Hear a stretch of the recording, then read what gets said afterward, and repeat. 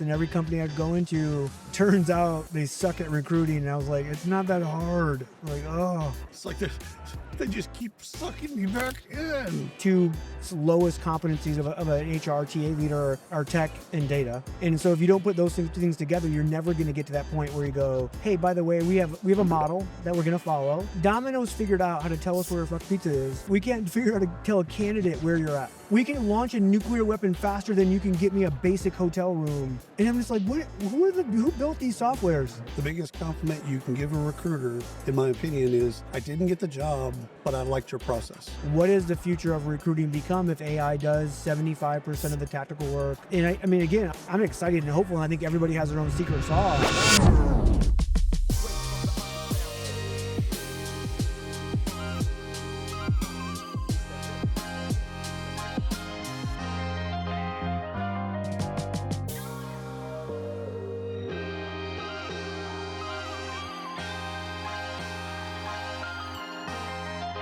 Hey, this is William Tincutt and Tim Sackett. Tim, how are you doing today? I'm doing good. How are you doing? I'm doing well. How do you like this Texas weather? It's actually kind of cool. I know. I was like, I'm really liking it. By the time you leave, your last flight out, the sun, 115. Yeah. When did we go to Mars? Yeah. Part of the trip. Yeah. So that's the common weather thing for every. No matter who you go to, what state you go to, what country you go to. Someone's like, if you don't like the weather, just wait a minute, it'll change. You're like, everybody says that. Stop. I'm pretty sure Minnesota in the winter. No, it's freaking cold. It's Arctic. Guys are ice fishing. Yeah. You lost me at ice fishing. Yeah, they're still ice fishing. Yeah. It's like, how thick's the ice right now? 2 feet? Yeah. I drove my car out on it. Yeah, blah, blah, blah. When's the lake warm up? August? Yeah.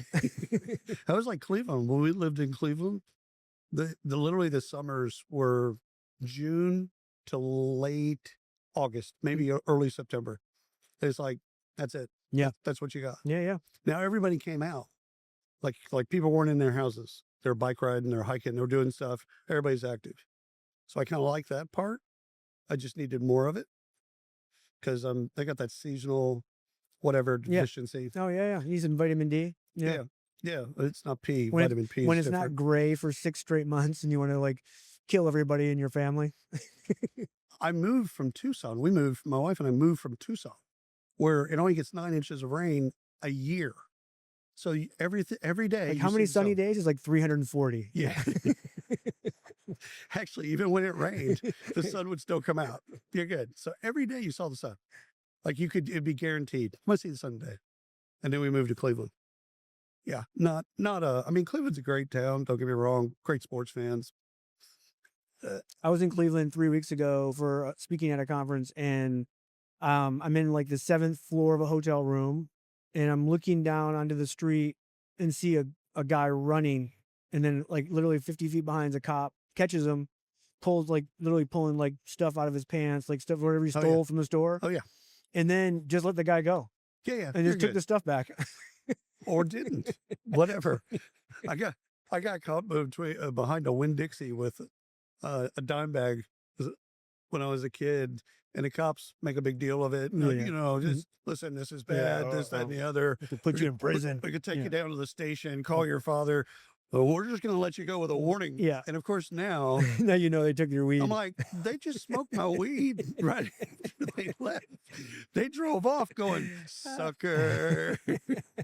You got any other drugs, kid? Yeah. It'd be great if you had some coke. I mean, not to say that you should do cocaine. You should not. No. But terrible. If you have a hookup, we want to bust them too. Yeah. Again, we could do the whole the police station deal, or you could just give us the A-ball and we'll call it even. So, all right. First things first. Yeah. Introduce yourself. Tell us a little bit about you. I was raised a poor black child. Yes. I'm Tim Sackett. I still a great bit. By the way. I know it's great. Then but young people don't get it, and they just think you're racist. And you're like, no, it's Steve Martin. Look it up. That whole generation. Yeah. Oh yeah. They look at you in horror. Like, what did he just say? I'm like, no, it's good. I wanted to start my book off with that. Like that would be the first line, and I'm like, do I get in trouble for that if I say that? So yeah, I own and run a company called HRUtech.com. It's 45 years old. I'm a Nepo baby. My mother started it. I was born into recruiting. I didn't fall into it like everybody else. You tried to go in HR. Oh yeah. You tried your heart out. You got Yeah. a master's degree. Got a master's in HR. You Went tried. back and forth, and every company I'd go They just into, keep sucking you back turns in. out they suck at recruiting. And I was like, it's not that hard. Like, oh, It's like they just keep sucking me I know. back Yeah. in. Do you know how to pick up the phone and dial? Yeah. It's just, no. It's the old fashioned sales. I mean, I'm sure you all did it a little bit different in staffing, but back in the late 90s, early aughts, it was make 200 calls a day. Yeah. It doesn't matter if there's a phone book, they get online. It Yeah. doesn't matter the Really, names. and The that was my recruiter training for three straight weeks. Like every day, you had to make 200 calls before you could leave. And then I would get all these notes on all these applicants. And then I went into like my boss, and he took them all and threw them in the basket and said, "Okay, here's your first order." Like they just wanted to get you over the fear of picking up the phone. rejection management. Yeah. You're going to get said no. Don't have the budget, don't have the power. Yeah. We're not hiring, blah, blah, blah. Oh yeah. CEO just got fired, whatever. Yeah. All of the excuses, you're going to hear all of it. Yeah. And so you got to go over the objection response stuff. My mom forced me, like we used to do things by file system, and I can still remember, like this is like, 'cause you get so like, beat down, and like I had to find a process engineer. It was file 63, and there might have been 50 like resumes in there, and there's a million notes because everyone's called them 1,000 times. The only ones we have. And I remember going in and I said, like, look, I called all 50. They all said no. And she was like, call them again. Yeah. Yeah. And I just forced to call them again. Hey, how you and they're doing? like, Tim, we just talked yesterday. And I said, no. But then what happens is you like go like, then you start like, do you know anybody? And you like, and like, you almost, they make you feel bad for you because you're like, look, man, my boss made me call you back again. And then all of a sudden you get something from it, and they give you a name, and then somebody else. And that's one of my favorite recruiters of all time. One of my favorite recruiters, not you, but do you know anybody? Do you know anybody? That's a lot like you. Yeah. You're like, yeah, like I do know somebody. Do you know anybody that might fit the role that actually I think you'd kind of fit? Yeah. What's the hardest thing in recruiting today?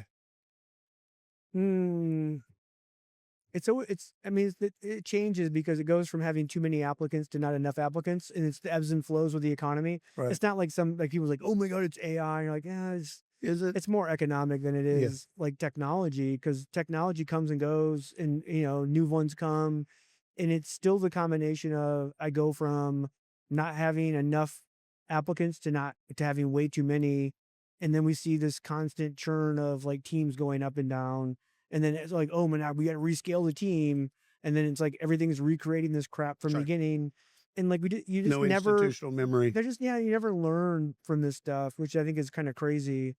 To me, that's still like, that's the easy part of all that. I still think, and I've been on this soapbox for like the last 12 months, is like, we have to get away from time to fill as a success metric in TA. Yeah. Like you and I could sit here and we could both accurately argue that if you filled the job faster, it was better, or if you filled the job slower, it would be better. And both are accurate. Yes. And yet we're so stuck in this, you have to go fast, and fast equals better. Fast doesn't equal better, it just equals faster. And again, I go in and work with like enterprise TA leaders and teams, and they've bonused out fully the last 5 years, and their CEO goes, we suck at recruiting. Yeah. And you're like, well, but we've gotten 0.2 days time to better hire is every down to year. 7 hours, Yeah. 7 days, or whatever it is. I think the thing of a response time. So when a candidate shows some attention, kind of that moment, can you strike? And I think a lot of our systems and processes, and maybe even our mindsets, are kind of set in weeks, maybe even days and weeks and Yeah. months. And it's like the candidates of today, man, they're on to the next thing. So you almost have to refresh them when you reach out to them. It's like, hey, Mhm. you looked at this job, you applied to this job about 6 days ago or whatever it is. Listen, I want to make sure that you're still interested in it. Here's the company, here's the job, here's the da, da, da, da, da, da, da, da. But that response time, to me, the response time to the candidate, quality response to them, Yeah. is more important than time to fill. 100%. You and I both have kids that are working age, right? They're going to go out into the careers and get jobs and do all that. And some The of them hope have, is, yeah. the hope they will get off the Xbox. And I still like from my sons who are a little more older and they're more in that kind of like thing, I still hear from them and their friends the black hole thing is Yeah. real. Still is. And it's shocking that we're 2026 and you have someone go, yeah, I applied to 100 jobs and I heard back from 7. And like not even rejection emails of like, hey, thanks for applying. Like that's a basic switch in your ATS. And like we're not even sending those out. Like it's insane to me that we can't knock that out. And Well, we then don't want to tell them no. yeah, How about telling them yeah, they something? might not want the triple dipper platter if we tell them no. Like, Yeah. shut up. Like, You want to um, hear our specials? yeah. But like with all the AI stuff out there, I'm like, we can't figure out a technology that will just go to somebody and say, hey, by the way, you're the 753rd applicant for this job. They've already interviewed 50. They've Yeah. already like, and Contextualized. like you just give them some data, but in a way that actually is still positive. Like, hey, we still value you deciding you want to come and apply for us, blah, blah, blah. Like, it's just not that difficult. And you're like, well, we would never want to tell them because then AI is dispositioning. Like AI is not dispositioning. AI is just telling them the reality of the situation they're in. Again, kind of wayfinding. You're here. Here's what's next. Yeah. And again, this happens when you order Domino's, or was when you order something on FedEx, Uber. If Uber's a car cancels, Domino's figured out how to tell us where a fuck pizza is. Jimmy's got it. We can't figure out how to tell Yeah. a candidate where you're at. Yeah, Jimmy's around the block. Jimmy's 2 blocks from You your can house. follow him. Yeah. Yeah. He's looking at you through the window right now. It's like, You get- so the thing is, like, just like somebody asked me earlier, they're like, what do you think about assessments? I said anything that falls in the category of asking a candidate to do something, background check, whatever the bid is, as long as you tell them why. yeah. And then you give them a copy of whatever you got. If it's a behavioral assessment, personality assessment, drug test, whatever the thing is, here you go. Here's why it's important to us. And you get a copy. Most candidates will do it. Our good friend Jessica Lee, head of global talent at Marriott, she made this comment to me there. She's like, because she's also head of learning. So it's a unique position to be head of learning, head of TA. Oh, wow. And she goes, Tim, like I have this great learning system that we get unlimited access to. And like we have candidate data and assessment data comes back and says, hey, we're not going to hire this person because they're short on this skill. And like I could immediately send them a disposition that said, hey, by the way, we don't going to move forward you on this job, but I want to offer you a chance to learn or be better at this skill and reapply. Right. And I'm like, that's brilliant. Yeah. To be able to think in that context of how do we give candidates something valuable to them? Now, again, we know the reality, 3%, 2% are actually going to do it. But those that do it, they're a fan, man. The biggest compliment you can give a recruiter, in my opinion, is I didn't get the job, but I liked your process. It's one of the top ones that I like. Okay, you and I are old enough to remember when people talked about talent management. So if I said that phrase to you today, what does it mean? Yeah, we didn't know then what it meant. Like it sounded Josh cool. Person told us. Yeah, it sounded in 126 slides. I mean, at the end of the day, does it just mean treating your employees well, or engagement, or listening? Yeah, I mean, I think it is with all the data stuff too. Is like like talent management, workforce planning. Like we still react like we're fighting fires all the time. And I'm always just like, why don't other parts of the business don't react this way? Logistics, supply chain. Like, I mean, again, we all have fires from here and there, but like on a normal kind of running machine, we don't have that. And part of it is because again, the two like lowest competencies of an HR TA leader are tech and data. Yep. And so if you don't put those two things together, you're never going to get to that point where you go, hey, by the way, we have a model that we're going to follow. We know we're going to have to change and adjust and move, but we have a plan around this thing. And like, it's shocking how few, if you go to a CEO or a C-suite and go, hey, what's your workforce management plan? They're just like, what? Like, what are you talking about? Great question. Talk to Susan. Yeah. And like, well, we're going to keep hiring. Yeah. Okay, cool. Got that. Until we have too many, then we'll lay them off or fire them. It's like awesome. We really like this employee to revenue number. Yeah. And, great. So what's your current take on AI adoption? You're an investor, you're an advisor, you do a lot of work with tech companies. We've been talking about AI for 8 years. Great. I'm still not sure that practitioners are quite there. No, not really. But what's your take on how do we get people to use AI? I mean, it's looking at all of us have a job where we have tactical work that we do. Some of the problem is a lot of the tactical work we love to do because we get to see the start and the finish, and we're getting paid really good money to do tactical work and clicky clacking on the keyboard. We tell people we hate it. Oh, I hate my ATS. I hate working the ATS. And we spend 8 hours a day in the ATS. Gotta do this stuff So on it's, Indeed it's again. really, it's almost going back to do like the old school industrial engineering work study, like work time motion study, right. and going, but at an advanced level within tech, right? And go, where do you spend your time? Okay, I can actually put in a piece of AI that's going to do this. Right. And then, but we can't just do that because that doesn't do adoption. Right. At the same, simultaneously, you have to go, and now we're going to have you do this instead. And this thing is going to be more valuable. It's going to be uncomfortable. It might be great. You might love it. You might hate it, but like there's a better, higher level value of work that we want you to do. But we can't just take away work without answering the other question and think we're going to get adoption. Right. We're going to fight it. That's what we see right now is they're fighting it. That's what, like, wait a minute, you're going to take my job away. If I don't get to clicky clack on the keyboard, my job's gone. Like, no, like think about what you could do that you're not doing. And when I do this exercise with like TA teams, like William, like we'll come up with 1,000 things, ideas. When we start really like getting the brainstorming engine going, they're just like, oh my God, like we could actually do that. Yeah. But yeah, if you had capacity, you could. Yeah. You know, you can't do it because of the things that are taking up your time right now. Yeah. Because that's what you know. I think some of it's also the fear of unknown. And if I let the company optimize that, the fear of am I really going to do something strategic, or am I going to be cut? The two best clickety clack things right now in my life. One is if you ever try to get a rental car, there must be a 75 screens I have to click through to actually get you a rental car. Yes. Or if you check into a hotel, like look, I got my Marriott app. It said I'm checked in. Yeah. And then you go up there, it's like, it's like 3 minutes and they never even look up. And you're like, are you like launching a nuclear weapon? We can launch a nuclear weapon faster than you can get me a basic hotel room. And I'm just like, who built these softwares? Why don't they talk? Why don't I should be able to come up with like, I checked in, use my QR code, bing, and they're like, here's your key, Mr. Sackett. And yet somehow we have 47 screens that we have to go through. There's one of the hotels in Vegas, you can go get your key. You just put your app up to it, and it's like, there's your key. It spits out. Yeah, you're good. Go spend money. Go. Yeah. Come on. ATM's right around the corner. Your key comes out with a free coupon to the slot machine. Yeah. Like you get 5 free spins. There you go. After you put in 20. Turns out the house always wins. All right. So when your battery runs low, your innovation battery, whatever it is, what do you do? Wow.